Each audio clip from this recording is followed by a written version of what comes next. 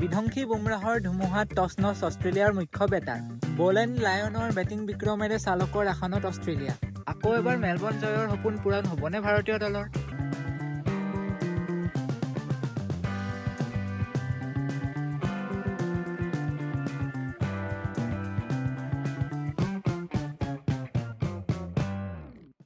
Hey guys, it's me Archit and welcome to the official YouTube channel of Cricket Cook. So, আজি আমি India versus অষ্ট্ৰেলিয়াৰ মাজত চলি থকা বৰ্ডাৰ গাভাস্কাৰ ট্ৰফি চতুৰ্থখন টেষ্টৰ চতুৰ্থটো দিনৰ ওপৰত ৰিভিউ কৰিবলৈ চেষ্টা কৰিম।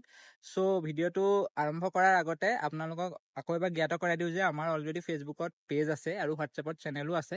সো হোৱাটছএপ চেনেল আৰু ফেচবুক পেজৰ লিংক এটা ডেছক্ৰিপশ্যন বক্সত দি দিম। সো তাতো কানেক্ট হৈ ল'ব ফ'ল' কৰি, কাৰণ আমি তাত regular cricket related updates, exclusive news and breaking news, বহুত ধুনীয়া ধুনীয়া cricket related content regular update দি থাকোঁ, ৰেগুলাৰ তাত প্ৰদান কৰি থাকোঁ। চ' আমাক তাতো আমাৰ লগত কানেক্ট হৈ ল'ব, লিংক এটা ডেছক্ৰিপশ্যন বক্সত পাই যাব। চ' বিশেষ দেৰি নকৰি ভিডিঅ'টো আৰম্ভ কৰিছোঁ। ডে 4ৰ আৰম্ভণি হয় আৰু ইণ্ডিয়ান টীমৰ হৈ ক্ৰিজত আহে নট আউট থকা কালি নীতিশ কুমাৰ ৰেড্ডী আৰু মহম্মদ সিৰাজ। চ' কালি প্ৰেডিকশ্যন কৰিছিলোঁ যে নীতিশ কুমাৰ ৰেড্ডীয়ে মহম্মদ সিৰাজৰ লগত মিলি আৰু 50-60 ৰানছৰ কণ্ট্ৰিবিউশ্যন কৰিব, বাট আনফৰ্চুনেটলি বহুত বিশেষ কণ্ট্ৰিবিউট কৰিব নোৱাৰে আজি, আৰু নীতিশ কুমাৰ ৰেড্ডীয়ে বহুত ধুনীয়া এটা ইনিংছ খেলি 13 ৰান সংযোগ কৰি আউট হয়। চ' ইণ্ডিয়া অল আউট হয় 369ত। কালি স্ক'ৰ যোনটো আছিলে 356, তাৰ লগত আৰু 13 ৰানে সংযোগ হয়। চ' ইয়াতে চাউট আউট দিব বিচাৰিম আমাৰে ক্ৰিকেট কুকৰ গ্ৰুপৰ এজন সদস্য, বহুত এক্টিভ থকা সদস্য, অংকিত কুমাৰ বৰা। তেওঁ কালি প্ৰেডিকশ্যন কৰিছিলে কমেণ্ট বক্সত যে ইণ্ডিয়াই আৰু 11-12 ৰান সংযোগ কৰি অল আউট হৈ যাব। চ' তেওঁ প্ৰেডিকশ্যনটো বহুত ওচৰ চাপিছে কাৰেকশ্যনৰ। চ' তেওঁক চাউট আউট দিছোঁ। চ' এনেকৈ আপোনালোকেও কমেণ্ট বক্সত ভিডিঅ'টোত সোধা কুৱেশ্যন বা প্ৰেডিকশ্যন যি সোধা হয় কৈ থাকিব, আৰু যাৰ কাৰেক্ট হয় বা যোনে বহুত ধুনীয়া আনচাৰ দিয়ে কমেণ্ট বক্সত, সদায় তেওঁলোকক চাউট আউট দিবলৈ চেষ্টা কৰিম। চ' ভিডিঅ'টো আকৌ আগবাঢ়িছোঁ। চ' ইণ্ডিয়া অল আউট হৈ যায় 369ত। দেন অষ্ট্ৰেলিয়াই বেটিং কৰিবলৈ আহে নিজৰ ছেকেণ্ড ইনিংছত। অষ্ট্ৰেলিয়াৰ ছেকেণ্ড ইনিংছটো চাবলৈ মই আৰু এটা কাৰণত এক্সাইটেড আছিলোঁ, বহুত এক্সাইটেড আছিলোঁ, বিকজ অষ্ট্ৰেলিয়াৰ ফাৰ্ষ্ট ইনিংছত অষ্ট্ৰেলিয়াৰ ডেবিউটেণ্ট ছেম কনষ্টাছে বুমৰাহক ডমিনেট কৰিছিল। চ' বুমৰাহক কেৰিয়াৰৰ হিষ্ট্ৰী উঠাই চালে দেখা যায় যে বুমৰাহক যেতিয়াই কোনোবাই এটেক কৰিবলৈ ট্ৰাই কৰে বা আগৰ ইনিংছটোত ডমিনেট কৰে, নেক্সট ইনিংছত বুমৰাহে ইউজুৱেলি কাম বেক কৰে।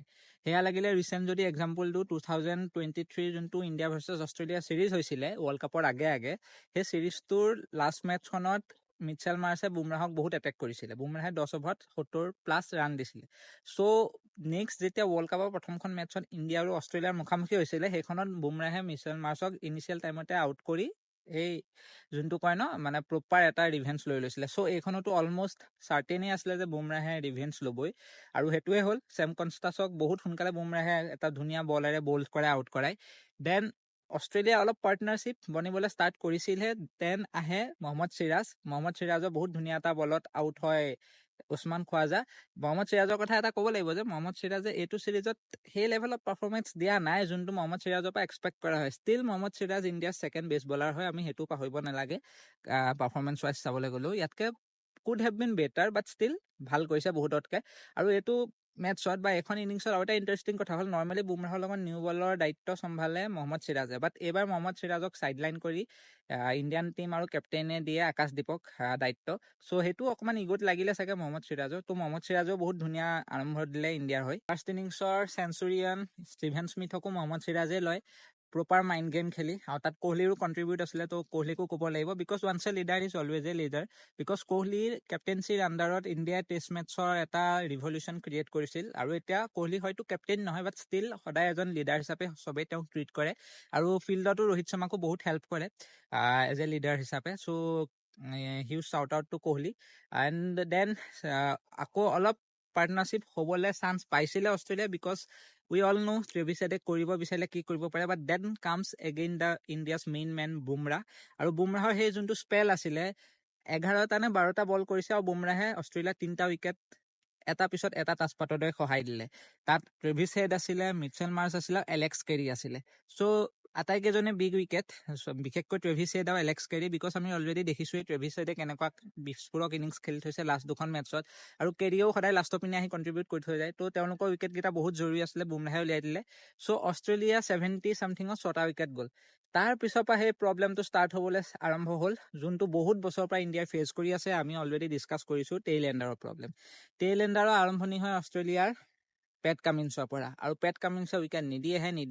ইয়াৰ মাজতে মেনশ্যন কৰিম যে মাজত বহুত কেইটা চান্স ক্ৰিয়েট হৈছিলে, বাট ইণ্ডিয়াই বহুত বেয়া ফিল্ডিং কৰিছে, স্পেচিয়েলি এছ এছ চি জয়ছোৱালৰ পৰা বহুত এক্সপেক্টেশ্যন থাকে ফিল্ডিঙত, বিকজ অলৰেডি দেখাইছে সেই লেভেলৰ ফিল্ডিং কৰি। চ' এক্সপেক্টেশ্যন সদায় হাই থাকে, কিন্তু আজি জয়ছোৱালে বহুত মিছ কৰিছে, তো ডিসএপইণ্ট কৰিছে এজ এ ফেন আৰু টিম মেনেজমেণ্টকো।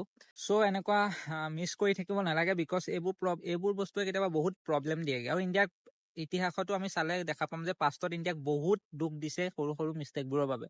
চ' এইবোৰ মিষ্টেক যিমান জল্দি শুধৰাই সিমানেই ভাল, কাৰণ আজিও যদি চাওঁ 70-6টা উইকেট গৈছিলে, দেন পেট কামিন্সৰ যদি সেই কেটছটো ধৰিলে হয় আজি ইমান দূৰ নগ'লহেঁতেন, বিকজ পেট কামিন্সে লাবুচেনৰ লগত মিলি 70 স্ক'ৰটো 140+ লৈ যায়, আৰু ফাইনেলি পেট কামিন্স আউট হয়, আৰু তাৰ আগত মাইনাছ লাবুচেনে এটা বহুত ধুনীয়া ইনিংছ খেলি থৈ যায়। লাবুচেনৰ পৰা সেইটো এক্সপেক্ট কৰিব পাৰি, because Labuschagne is a test matches great হয়, ঠিক আছে, আৰু প্ৰপাৰ বেটছমেন হয়। ৰিচেণ্ট ফৰ্ম নাছিলে যদিও কাৰেণ্ট টাইমত লাষ্ট এখন দুখন মেটছত ফৰ্মটো অলপ পোৱা দৰে লাগিছিল, আৰু ফাৰ্ষ্ট ইনিংছতো 50 কৰিছিল যিহেতু, তো বুজিব পাৰি। বাট টেইল এণ্ডাৰৰ খিনিয়ে সদায় ইণ্ডিয়াক প্ৰব্লেম দিয়াটোহে অকণমান আচৰিত লাগে, বিকজ এইটোৱে যদি আমাৰ ইণ্ডিয়ান টিম হ'লহেঁতেন, 70-6টা যোৱাহেঁতেন, ইণ্ডিয়ান টিম হয়তো 100 অল আউট হৈ গ'লহেঁতেন।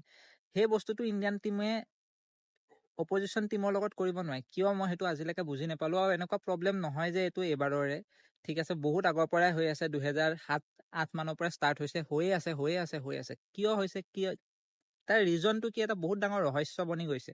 বিকজ আমি এতিয়াও যদি চাওঁ, এখন মেটছত 70-6টা উইকেট গৈছিলে, means top order Travis Head, Steven Smith, Usman Khawaja, Konstas, Alex Carey, যিমান ডেঞ্জাৰাছ বেটছমেন আছিলে চবকে ইণ্ডিয়াই পানী খোৱাৰ দৰে আউট কৰায়। বুমৰাহে হওক বা চিৰাজে হওক, বহুত মানে এনেকুৱা ফিল হয় যে মাখান, আৰু ইমান একো প্ৰব্লেমেই নাই আউট কৰাত। যেতিয়াই পেট কামিন্স আহে, টেইল এণ্ডাৰ ষ্টাৰ্ট হয়, সেই চেম বলিং লাইনআপটো এনেকুৱা লাগে যে একদম পুৰা গ্ৰেটেষ্ট অফ অল টাইমৰ বেটিং অৰ্ডাৰ ষ্টাৰ্ট হৈ গ'ল, ইণ্ডিয়ান টিমৰ একদম কোনো কামেই নাই বলিঙৰ, মানে তেনেকুৱা ফিল হয়। এই বস্তুটো কিয় হয় মোৰ একদম ৰহস্য, মানে মোৰ কেতিয়াবা মানে ভাবো, আচৰিত লাগে, মানে একো আনচাৰো নাই ক'বলৈ, সঁচা কথা ক'বলৈ গ'লে।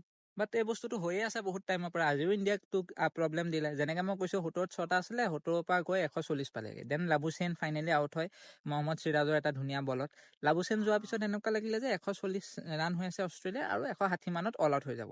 দেন আহে মিচেল ষ্টাৰ্ক, আনফৰ্চুনেটলিয়ে কওঁ মিচেল ষ্টাৰ্ক ৰাউণ্ড আউট হৈ গ'ল, তো মিচেল ষ্টাৰ্কৰ পৰা বাচিলে।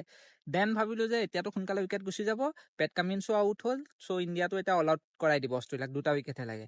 নাথান লিয়ান আৰু স্কট বলাণ্ড আউটেই নহ'লে গোটেই দিনটো খেলি দিলে, গোটেই দিনটো অলমষ্ট 30-32 অভাৰ বাকী থাকোঁতে স্কট বলাণ্ড বেটিং কৰিব আহিছিলে, 9 নম্বৰ লাষ্ট উইকেট, ঠিক আছে, 30-32 অভাৰ বাকী আছিলে। অষ্ট্ৰেলিয়াৰ লিড অলমষ্ট ধৰি ল'লোঁ, অলমষ্ট আমি 276-80 মান হৈ আছিলে। চ' এইটো এনেকুৱা লাগিছিলে, ফিল হৈছিলে যে আৰু 280 মানত অষ্ট্ৰেলিয়াৰ লিড শেষ হ'ব, আৰু অষ্ট্ৰেলিয়া অল আউট হৈ যাব 180-70 মানত। বাট না, অষ্ট্ৰেলিয়াৰ স্ক'ৰ 200 হৈ গ'লগৈ, লিডো 300 ওপৰ হ'ল, আউটেই নহ'লে গোটেই 3 শেষলৈকে। চ' টেইল এণ্ডাৰক ইণ্ডিয়া ইমান কিয় ষ্ট্ৰাগল কৰে মই নাজানো, কাৰণ ছেইম বুমৰাহ যোনে পজিশ্যন টিমৰ টপ অৰ্ডাৰক ফালি দিছে, ছেইম চিৰাজ যোন আজি টোটেল ফৰ্মত আছে, বাট নোৱাৰিলে।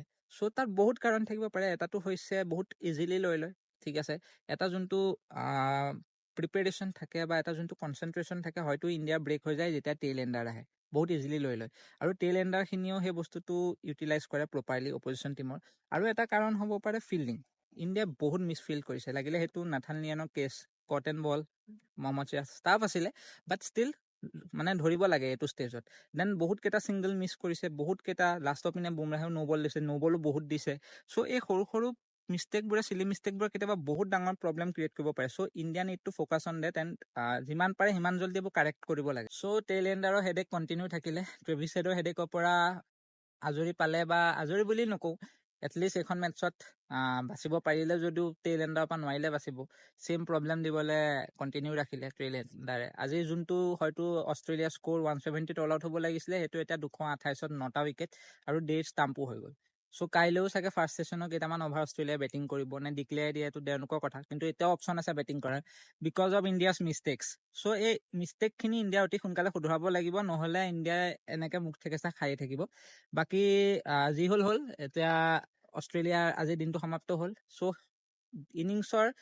অষ্ট্ৰেলিয়াৰ যেতিয়া ইনিংছ ষ্টাৰ্ট হৈছিলে, প্ৰথম কেইটামান ফেজত এনেকুৱা ফিল হৈছিলে যে India made a comeback. India যোনটো কালি 50-50 হৈ গৈছিলে, সেই 50-50টো 70-30 মানলৈ ইণ্ডিয়া নিছে, আৰু খেল যিমানে আগবাঢ়ি গৈ থাকিল সিমানে সেই 70-30টো চুৱেপ হ'বলৈ ষ্টাৰ্ট কৰিলে। যোনটো ইণ্ডিয়াৰ পিনে 70 হ'ব দৰে লাগিছিল সেইটো এতিয়া লাষ্টলৈ গৈ থৈ ইণ্ডিয়াৰ পিনে 30 হ'ল আৰু অষ্ট্ৰেলিয়া যোনটো 30 হ'ল যেন লাগি আছিলে এইটো লাষ্টত অষ্ট্ৰেলিয়া আকৌ 70% আপাৰ হেণ্ড গুচি গ'ল।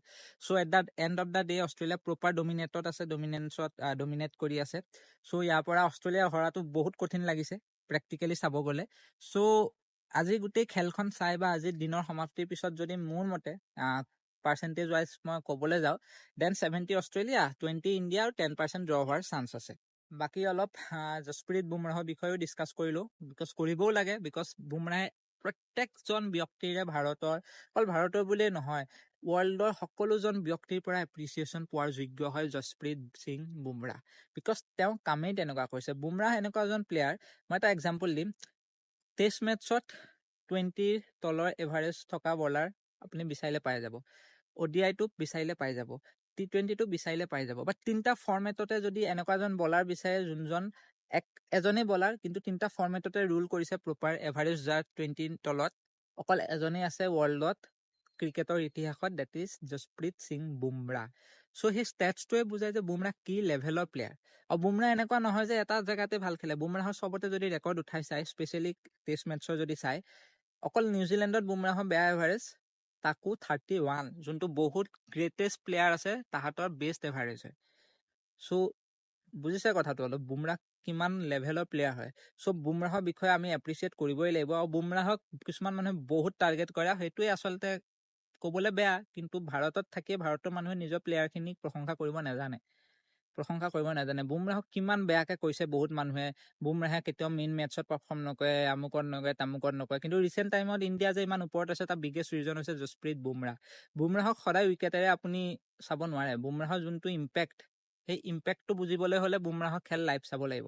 আজিৰ পৰা 10 বছৰ পিছত যদি চাই, বুমৰাহৰ নাম টপ উইকেট টেকাৰৰ লিষ্টত নেপাব, টপ 10তো নেপাব পাৰে, কিন্তু ইম্পেক্টৰ ক্ষেত্ৰত যদি চাই, ক্ৰিকেটৰ ইতিহাসত চবতকৈ বেছি ইম্পেক্ট কৰা বলাৰ মোৰ মতে জসপ্ৰীত সিং বুমৰাহ হয়। যি ধৰণে বলিং কৰিছে, এইটো চিৰিজতো যদি চাই ইণ্ডিয়া জসপ্ৰীত সিং বুমৰাহে 30 ওপৰত উইকেট লৈছে, অলমষ্ট 29 হৈ আছে চাগে, 30 ওপৰত হৈয়ে যাব। আৰু বাকী চব বলাৰে মিলি জাষ্ট 2টা এক্সট্ৰা উইকেট লৈছে বুমৰাহতকে। চ' জাষ্ট ইমাজিন, আৰু বুমৰাহে বলিং কৰিছে 11 এভাৰেজত, আৰু বাকী চব বলাৰে 20 ওপৰ এভাৰেজত। অষ্ট্ৰেলিয়াৰ কিমান লেজেণ্ড আছে, মেকগ্ৰাথ হৈ গ'ল, ষ্টাৰ্ক হৈ গ'ল, কামিন্স হৈ গ'ল, তাহাঁততকে ভাল ৰেকৰ্ড জসপ্ৰীত সিং বুমৰাহ। চ' জাষ্ট ইমাজিন। চ' এনেকুৱা প্লেয়াৰক প্ৰপাৰ ইণ্ডিয়াই সুৰক্ষা কৰি ৰাখিব লাগে। যেনেকে কোহলিয়ে কৈছিলে, Jasprit Singh Bumrah is a national treasure, আৰু সঁচাকে ট্ৰেজাৰ হয়। চ' প্ৰপাৰ কেয়াৰ ল'ব লাগে, বিকজ বুমৰাহে এইটো লেভেলত যদি বহুত দূৰলৈকে খেলি দিয়ে, দেন ইণ্ডিয়াই ৰুল কৰাটো বাঞ্ছনীয়, বহুত টাইমলৈকে ৰুল কৰি থাকিব। খালি বুমৰাহ যিহেতু ৱৰ্কলোড বহুত বাঢ়ি গৈছে, চ' আই হোপ কি বুমৰাহক ছাপৰ্ট দিয়া বলাৰ এজনো ওলায়, তেতিয়া অকণমান বুমৰাহৰ ৱৰ্কলোডটো কম হ'ব আৰু ইণ্ডিয়াৰ পাৰফৰ্মেঞ্চ আৰু বাঢ়ি যাব। কাৰণ বুমৰাহে অকলে ভালকৈয়ে মান নিছে, হয়নে? চ' এটা ছাপৰ্ট পাই গ'লে আৰু ইজি হৈ যাব বুমৰাহৰ কাম। চ' বুমৰাহৰ বিষয়ে যিমান কওঁ সিমান কম। ক্ৰিকেট কোষৰ তৰফৰ পৰা salute to Jasprit Singh Bumrah, and we are blessed যে আমি আমাৰ টাইমত জসপ্ৰীত সিং বুমৰাহক লাইভ চোৱাৰ আমাৰ সৌভাগ্য হৈছে। So' huge respect and appreciation to Jasprit Singh Bumrah. So' যদি মই প্ৰেডিকশ্যন দিবলৈ যাওঁ, চ' কাৰেণ্ট টাইমত এনেকুৱা লাগি আছে যে অষ্ট্ৰেলিয়া বহুত আপাৰ হেণ্ড আছে, বাট কিয় নাজানো, I don't know' why, but from the beginning of the matches মোক গাট ফিলিঙে কৈছে যে এখন ইণ্ডিয়া জিকিব। আৰু যদি আমি এনেই নৰ্মেলি এটা পইণ্ট অফ ভিউ যদি চাব যাওঁ, এইখন মেটছত অভাৰ আছে 96 মান অভাৰ কাইলৈ দিনটোত হ'ব। চ' অষ্ট্ৰেলিয়া যদি বেটিং কৰিবলৈ আহেও, ধৰি লৈছোঁ কাইলৈ অষ্ট্ৰেলিয়াক সোনকালে অল আউট কৰি দিব। চ' 333 যোনটো ইণ্ডিয়া বৰ্তমান লিড কনচিড কৰি আছে, মানে অষ্ট্ৰেলিয়াৰ যোনটো লিড 333, আৰু 10 ৰান মান এড হৈ 350 ভিতৰত অষ্ট্ৰেলিয়াৰ টাৰ্গেট ছেট হৈ যাব। তো ধৰি লৈছোঁ অষ্ট্ৰেলিয়াৰ টাৰ্গেট 340 to 350 হ'ব। চ' ইণ্ডিয়াই যদি 90 অভাৰ্ছো বেটিং কৰিবলৈ পায়, 90 অভাৰ্ছ 350 টাৰ্গেট, এনেকুৱা নহয় যে যোনটো এইটো বেটিং অৰ্ডাৰ চেজ কৰিব নোৱাৰে, ঠিক আছে। বাট কথাটো হ'ল যে তাৰ কাৰণে ইণ্ডিয়াৰ সেই গাব্বা টাইমত যোনটো দেখাইছিলে এটা এটিটিউড, সেই এটিটিউড দেখাব লাগিব। বাকী য়েছ, লাষ্ট 50 ইয়াৰ্ছত এইখন গ্ৰাউণ্ডত কোনো এটা টিমে 250 প্লাছ স্ক'ৰ চেজ কৰা নাই 4th ইনিংছত। But history is always a history, আৰু হিষ্ট্ৰী সদায় হিষ্ট্ৰী হৈ নাথাকে, কেতিয়াবা চেঞ্জো হয়। চ' সেইটোৱে। তো ইণ্ডিয়াই যদি কনফিডেঞ্চ ৰাখে, ইণ্ডিয়া এতিয়াও জিকিব পাৰে, কোনো অসম্ভৱ কথা নহয়। কাৰণ এইটো ইণ্ডিয়ান টিমে যদি 90 অভাৰ খেলে, তো ড্ৰটোতো নহয়, সেইটো মই চিয়'ৰ। আইডাৰ জিকিব, ড্ৰ হোৱাৰ চান্সেছ এটাতে থাকিব বোলে 60-70 অভাৰ্ছ মানত ইণ্ডিয়াৰ কুইক ছাকচেছনত 6টামান উইকেট গুচি গ'ল, দেন ড্ৰ সেইটো আহিব। নহ'লে এখন মেটচ ইণ্ডিয়া লাষ্টলৈকে খেলিলে ইণ্ডিয়া মেটচ উলিয়াই নিব, সেইটো চাৰ্টেইন হয়। ত' মোৰ গাট ফিলিঙতে গৈ মই প্ৰেডিকশ্যনটো দিছোঁ যে কাইলৈ টাৰ্গেট প্ৰথমেতো অষ্ট্ৰেলিয়াই বেটিং কৰিবলৈ আহিব মোৰ মতে, ডিক্লেয়াৰ নিদিয়ে। আৰু ডিক্লেয়াৰ যদি দিয়েও বাট ষ্টিল অষ্ট্ৰেলিয়াৰ টাৰ্গেট 340 to 350 ভিতৰত হ'ব। আৰু ইণ্ডিয়া আহিব আৰু ইণ্ডিয়াই টাৰ্গেটটো চেজ কৰিব মোৰ মনে গৈছে। So' India is going to win the match.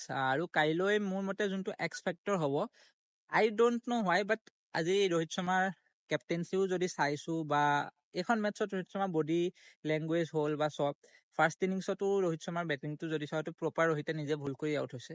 ত' ৰোহিতে যদি তেনেকুৱা মিষ্টেক নকৰে, এইখনত ৰোহিত শৰ্মা চলিব লাগে, মোৰ লাগি আছে বস্তুটো। দেন য়শস্বী জয়ছোৱাল বহুত ধুনীয়া এটা চান্স আছে ফিল্ডিং মিষ্টেকখিনি কাৰেকশ্যন কৰাৰ, বেটিঙেৰে উত্তৰ দি, ঠিক আছে। কাৰণ যোনখিনি ৰান য়শস্বী জয়ছোৱালৰ কাৰণে এক্সট্ৰাকৈ ইণ্ডিয়ান টীমে কনচিড কৰিবলগীয়া হৈছে, সেইখিনি য়শস্বী জয়ছোৱালে মেকআপ কৰিব বুলি আশা ৰাখিলোঁ। পটেঞ্চিয়েলো আছে, ফৰ্মো আছে, ক্লাছো আছে। চ' য়শস্বী জয়ছোৱালৰ ওপৰত হাই হোপছ আছে। দেন ইণ্ডিয়াৰ মেইন বেটাৰ এইখন চিৰিজত কে এল ৰাহুলৰ ওপৰতো আছে। চ' ৰোহিত শৰ্মা, জয়ছোৱাল, কে এল ৰাহুল, এই তিনিটা টপ 3 কাইলৈ বেছটো ছেট কৰিব। আৰু ইহঁতে যোনটো বেছ ছেট কৰিব সেইটোৰ ওপৰতে গেম প্ৰগ্ৰেছ হ'ব। আৰু গৈ থৈ মোৰ মতে ইণ্ডিয়াই 6-7 উইকেট হেৰুৱাই মেটছৰ যোনটোৱে টাৰ্গেট হওক যেনে তেনে চেজ কৰিব আৰু ৱৰ্ল্ড টেষ্ট চেম্পিয়নশ্বিপৰ ফাইনেলৰ প্ৰতি আৰু এখোজ আগবঢ়াব। চ' ডেটছ মাই প্ৰেডিকশ্যন। বাকী আপোনালোকৰ প্ৰেডিকশ্যন সদায় কমেণ্ট বক্সত জনাব। আৰু কালি যেনেকৈ অংকিতৰ প্ৰেডিকশ্যন কাৰেক্ট হৈছে, আজি যাৰ প্ৰেডিকশ্যন কাৰেক্ট হ'ব তেওঁকো কাইলৈ চাউট আউট দিয়া হ'ব। ত' আজিৰ ভিডিঅ'টো ইমানেই আছিলে। চ' ভিডিঅ'টো যদি ভাল লাগিছে, আমাৰ এফৰ্টখিনি পচন্দ হৈছে, য়েছ, কাৰণ এইটো আমাৰ ইনিচিয়েল ফেজ হয়। চ' আমি কিছুমান এক্সপেৰিমেণ্টো কৰি আছোঁ, বস্তুখিনি জানিবলৈ ট্ৰাই কৰি আছোঁ। সেইকাৰণে কিছুমান কণ্টেণ্টৰ ক্ষেত্ৰত কোৱালিটি হওক বা কিছুমান মিষ্টেক্স হোৱাটো বাঞ্ছনীয় হ'বও পাৰে। য়েছ, এইটো মই কোৱা নাই যে মিষ্টেক কৰিব লাগে, বাট নিবিচাৰিও মিষ্টেক কেতিয়াবা হৈ যায়। চ' তেনেকুৱা মিষ্টেক হ'লে আঙুলিয়াব, কমেণ্ট বক্সত জনাই দিব, আমি বাই হাৰ্ট স্বীকাৰ কৰিম। কাৰণ যেতিয়া আমি ইম্প্ৰুভমেণ্টৰ পইণ্টটো গম পাম, মেটাৰ অফ ইম্প্ৰুভমেণ্ট, তেতিয়াহে আমি ইম্প্ৰুভ কৰিব পাৰিম। চ' জনাব আপোনালোকে কি ইম্প্ৰুভমেণ্ট কৰিব লাগে। আৰু বাকী যদি 1%টো এফৰ্ট পচন্দ আহিছে, তেনেহ'লে আমাক ছাপোৰ্ট কৰিবলৈ চেনেলটো ছাবস্ক্ৰাইব কৰি ল'ব আৰু ভিডিঅ'টো যিমান পাৰে সিমান শ্বেয়াৰ কৰিব। বাকী ফেচবুক পেজ আৰু হোৱাটছএপ চেনেলৰ লিংকটো ডেছক্ৰিপশ্যন বক্সত পায়ে যাব, ত' তাতো কানেক্ট হৈ ল'ব। চ' বাকী ভিডিঅ'টো ইমানেই আছিলে। Thank you so' much for ৱাচিং, বাই।